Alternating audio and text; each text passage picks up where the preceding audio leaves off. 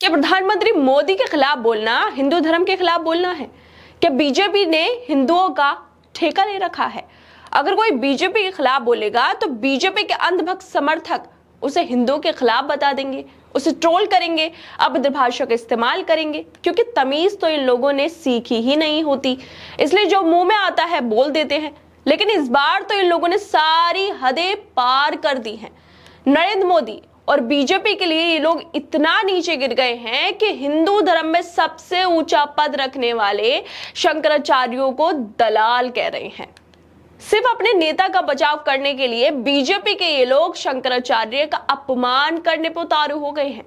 उन्हें झूठा, दलाल और न जाने क्या क्या कह रहे हैं।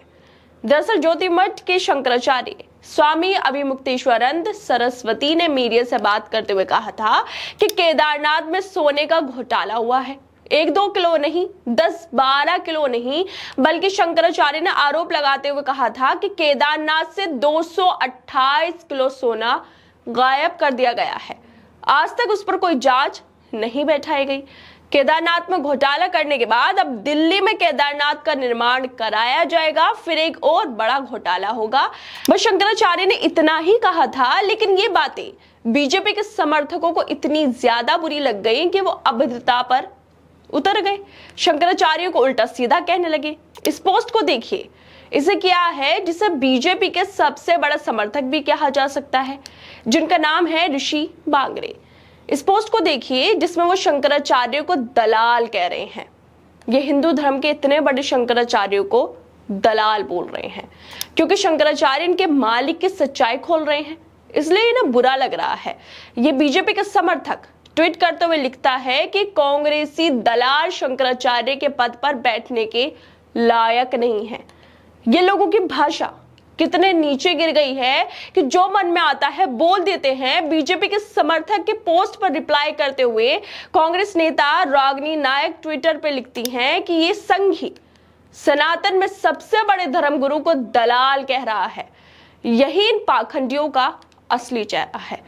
दोस्तों, ये कोई पहला व्यक्ति नहीं है जो दिखा रहा है कि बीजेपी में कैसे लोगों की मानसिकता है, बल्कि ऐसे लोग भरे पड़े हैं। सोशल मीडिया पर लोग शंकराचार्य को लेकर लिख रहे हैं कि ये महाशय शंकराचार्य के पवित्र गद्दी पर बैठकर विपक्ष की दलाली कर रहे हैं। कुछ लोग लिखते हैं कि इन्हें तो गुरु मानना भी सनातन धर्म का अपमान होगा। मतलब मालिक के खिलाफ बोलना इनकी नजरों में सनातन धर्म का अपमान हो गया। कुछ और लिखते हैं कि शंकराचार्य स्वामी अभिमुक्तेश्वरानंद जी खुलेआम केदारनाथ मंदिर के बारे में झूठ बोल रहे हैं। इन्होंने राम मंदिर के बारे में भी काफी भ्रम फैलाया था। अब शंकराचार्य खुल के कांग्रेस के पक्ष और बीजेपी के विरुद्ध राजनीति कर रहे हैं। कुछ और लोग भी हैं जो लगातार शंकराचार्य को दलाल बोल रहे हैं। सोशल मीडिया पर ये लोग लिखते हैं कि ये शंकराचार्य हैं या कांग्रेसी दलाल। कभी ये गुरुकुल और मंदिरों में होने वाली आय से गरीब हिंदुओं के उत्थान की बात नहीं करते, बस अपना पेट की राजनीति करते हैं। अयोध्या नहीं गया था ये मूर्ख प्राण प्रतिष्ठा में। सोचिए दोस्तों, ये शब्द शंकराचार्य के लिए बोले जा रहे हैं, किसी छोटे मोटे धर्मगुरु के लिए नहीं, बल्कि शंकराचार्य के लिए।